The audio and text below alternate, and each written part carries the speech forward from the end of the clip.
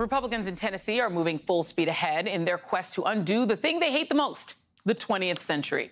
With Governor Bill Lee signing a bill today that would restrict drag performances. If Governor Lee knew the history that Republicans didn't want you to learn, he'd know that drag is an art form that goes back literally centuries. It's been around since Shakespeare.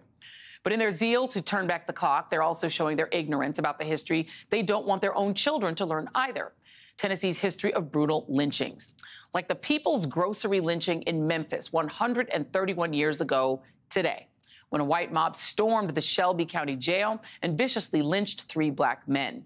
The murder prompted a friend of the 3 murdered men, journalist Ida B. Wells, to begin her campaign to chronicle the horrors of lynching, which frequently took the form of public hangings, the strange fruit borne by Southern trees Billie Holiday sang about. Recently, Tennessee State Representative Republican Paul Sherrill showed his ignorance of that history, debating a bill concerning capital punishment. And I was just wondering about, could I put an amendment on that? It would include hanging by a tree also. And also, I would like to sign on to your bill, sir. The bill was to have firing squads come back. He since apologized to anyone that he might have hurt or offended, saying it was to convey his belief that heinous crimes in a just society require the death penalty. Joining me now, Juanita Tolliver, MSNBC political analyst, Democratic strategist, and co-host of the What a Day podcast, and Rick Wilson, former Republican strategist and co-founder of the Lincoln Project. What a day, Juanita. Bringing back the hanging tree. That is the Tennessee new idea, firing squads and the hanging tree. Your thoughts?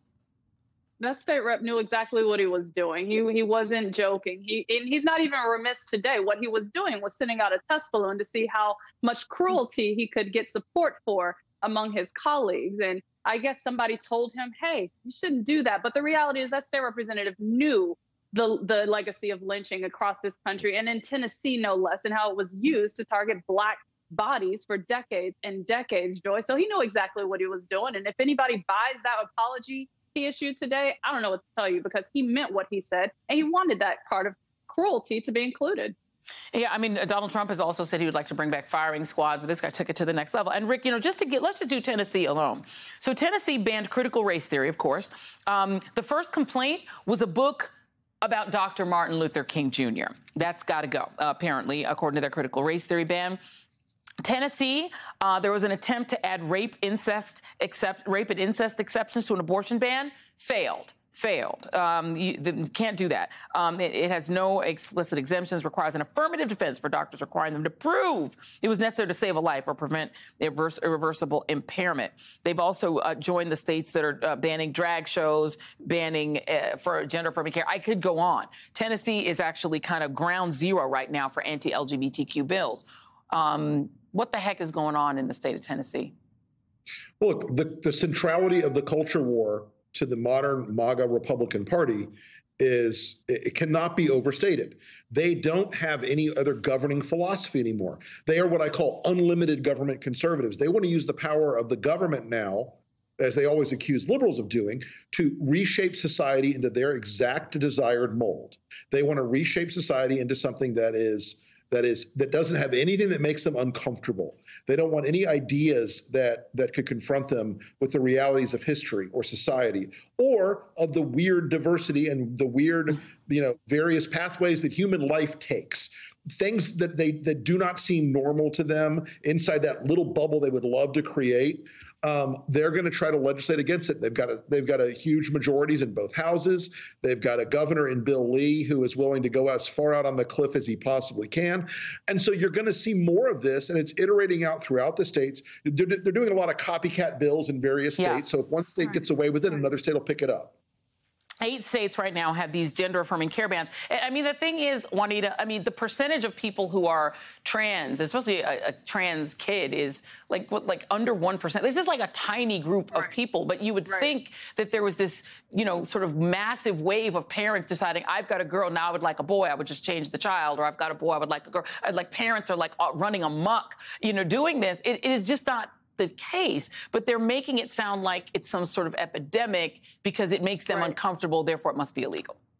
And it feeds into the fears of the people who believe in this extremist type of platform and this anti-LGBTQ agenda. And what's sickening is that we know it's targeting the most marginalized people who actually need support and need care. But on top of all of that, Joy, Tennessee and Mississippi have much bigger issues that they need to address. I'm talking about the basic: clean water, quality education, quality health care. And they're ignoring all of that for this type of extremist agenda, which we know doesn't get Republicans too far at the national stage. But this is the runway that they're setting up for 2024. And they're taking the same playbook that they used in 2022 that voters across the country rejected. But if this is the runway that the MAGA Republicans want to keep using, I don't know what to tell them as far as results in the next election cycle.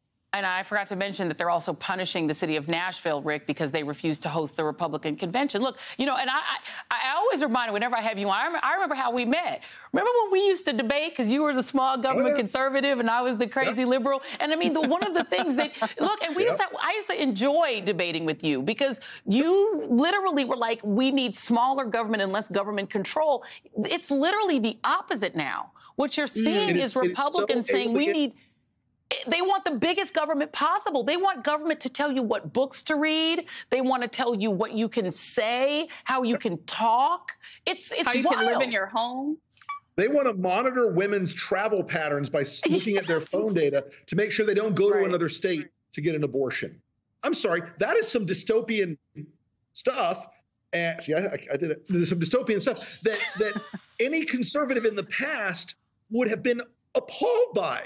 I mean, if Barack Obama had said something like that, there would have been pitchforks and torches in the street. Come on. They would have lost their damn minds. And here's the thing. They're acting as if, Juanita, there is a law that says you have to do someone's pronouns. There isn't. It's just called not being an a-hole. It's saying don't be a jerk. If somebody is saying call me this pronoun, you just don't be a jerk. They're saying, no, we're going to make it illegal for you to have to do. Like, it's like they want to literally legislate your attitude. That is some big A government.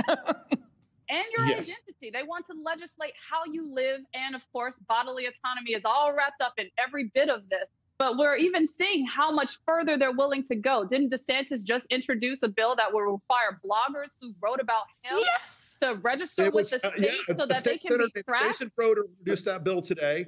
And it says if you're blogging, which could mean Twitter, by the way, about Prince Ronald the Delicate, or any of his friends, then you have to get a license from the state of Florida. And I told Jason today indirectly, I got that license already. It's called the United States Constitution. This is what I'm saying. They're literally saying you must not talk about he's so delicate, his feelings. What happened to F your feelings? Their whole thing are black people should not have any feelings about walking under statues of traitors who we went to war against, as if we had like statues of Hirohito, right? That we went to war against in World War II. But we are so delicate that if you even talk about Dr. King and anybody else, we can't handle it. Our feelings. It's wild.